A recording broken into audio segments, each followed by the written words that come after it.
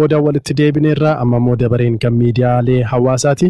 Erga kaleessaa oduun kantiibaan itti aanaa magaalaa Finfinnee Injiner Taakkalaa Uumaa aangoorraa kaafamuuf jedhu tureera. Dhimma kanarratti waayillan koo Biraanuu Gammachuu fi ammayyuu itti aanaa waliin ta'uun yaadota Feesbuukii fi Tiwiitarii irratti barraa'an kan isiniif qoonnu ta'a. Ammayyuu meesirraa eegallu. Egaa kaleessa erga dhaga'amees namoonni yaada isaanii ibsaati jiru. Keessumaa miidiyaa hawaasummaa gubbaarratti namoonni kan yaada isaanii ibsatanii kana dura yeroo obbo Lammaan Oromiyaarraa ka'anii gara ministeera raayyaa atti dhufanitti wanti ifan taane ture yeroo baay'ee hooggantoonni sababoota kaan inniif namoonni yookiin immoo dhaabni biyya bulchuu ifa godheen dubbatu ammallee namoonni kan yaada kaasaa jiranii namni gaafa ka'u sababni isaa maali amma maaliif barbaachisee waan jedhu yeroo namoonni yaada kana dhiyeessan argeera bakka baay'ee. Kana walitti wal qabate sabboontota ODP keessaa baasuu kan jedhu yaadonni barraa'an ni jiru. Isaan keessaa immoo akka obbo Lammaa Magarsaa fi Xaayibaa kanneen akka fakkeenyaatti kaasan ni jiru. Kana wal qabsisee Jawaar Mohaammed illee ODP keessatti sabboontotni endangered species tahaa jiru yookaan akka sanyii badaa jiru yookaan balaaf saaxilamaa jiru jechuuti. Akkas tahaa jiru jechuun yaada gabaabduu tokko barreesseeti kan jiru. Akkuma isin jettani wanti jiru kanarratti baay'een isaa komiidha. Walumatti qabaatti garuu waan lamadha kan achi keessatti argitu inni tokkoffaani fedheenyuuti. Namni baay'een akka taanaan kantiibaa kun akka itti fufuu hojiinsaa gaariidha jedhu innis immoo ofiisaa akka hojii kanatti fufuu barbaadu namoonni keessa beekan odeessaa turanii namnis akka itti fufuu barbaada innis hojii sanaaf baay'ee of kennee hojjetaa jira. Piroojeektii jalqabeellee kan utuu jiru kan jedhutu kun ifa ta'ee kana fa'aa ifan goone kan jedhu jira.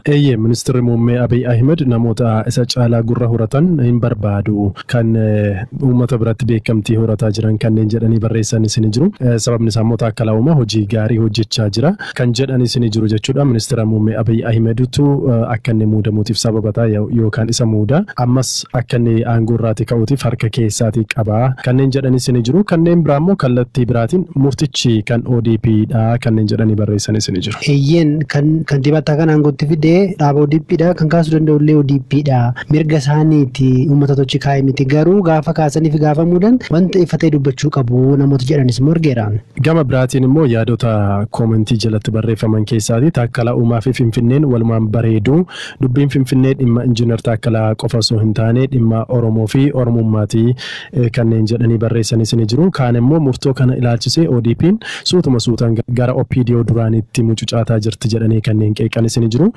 Gama biraatiin immoo dhiibbaa paartii warra Amaaraa taasisanidha jedhanii kanneen barreessanis akkasuma argeetiin ture. Akkuma jette yaada namoonni wanta kana jalatti barreessanii baay'ee isaa gaafa ilaalte komiimadha. Keessattuu dhiibbaa irra gahaa jira gama saba Amaaraatiin olaantummaa Finfinnee keessatti jiru deeffachuuf kan jedhamu kanadha yaadni namoota isaan kaasanii.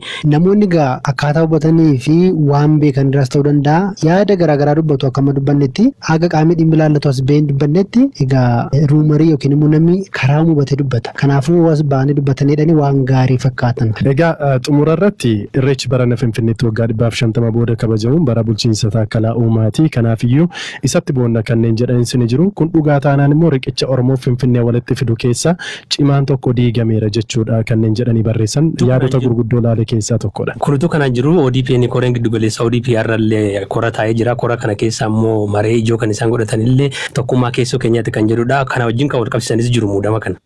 Dhimma kana irratti Baqqalaatumaa immoo siyaasa Itoophiyaa irratti kan dubbatanii fi barreessan Dr. Biraanuu Magarsaa waliin turtii taasiseera.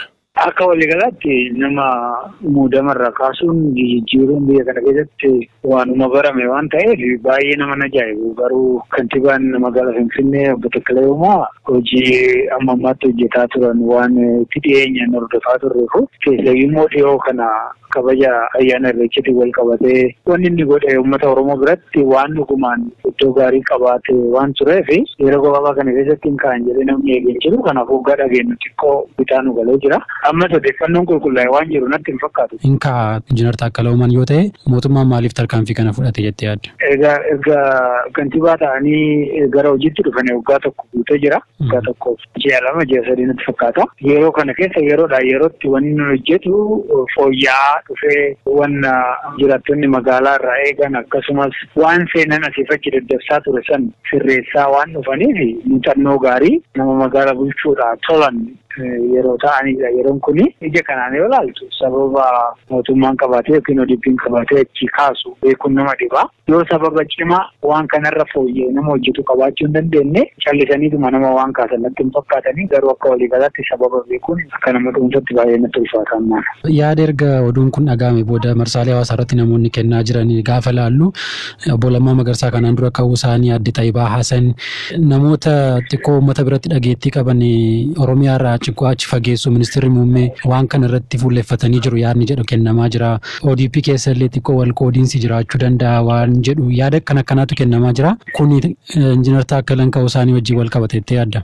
Natti hin fakkaatu. Ani wal qoodiinsi jedhamus waan bal'inaan ammas mul'atu natti hin fakkaatu. Hoo jiraates immoo takka paartii keessatti walitti akkanatti yaada adda qabaachuudhaan wal falmiin wal dhiibuu wal harkisuun kun jiraachuu qaba jedhee amanaan akka nama tokkotti. Atiin kan Injiinar Taakkalee kanaanis waan walitti qabatu natti fakkaata. Akkuma waliigalaatti Injiinar Taakkaleen hin ka'an jedhanis waan ka'u natti hin fakkaata. Ammatti waan qabatamaadhaan achi ka'uu isaa argisiisu tokkollee hin arganne waan ta'eef namni irra wayyoo jiraatu jijjiiruun namni immoo iddoo kanaa ol hojjeta nama jedhee gadhiisuun gaariidha. Garuu guuttaammoo sababa isaa ibsuun tiraanspaarenti ta'uun iftoomina argisiisuun ODP irraa akka malee barbaachisaadha. Nama immoo uummata biratti fudhatama qabus gorsuu yoo dogoggoran illee akka sirreeffatan godhuudha malee wal jala jijjiiraa ooluun kuni hojiin akka fuulduratti hin deemne godhuu danda'a waan ta'eef kanarraa isin qofee kan jedhee amana. Dhaggeeffattoota keenya sagantaa keenya xumurreeti kan jirru Zalaalam Taaddasaan ture. Horaa bulaa.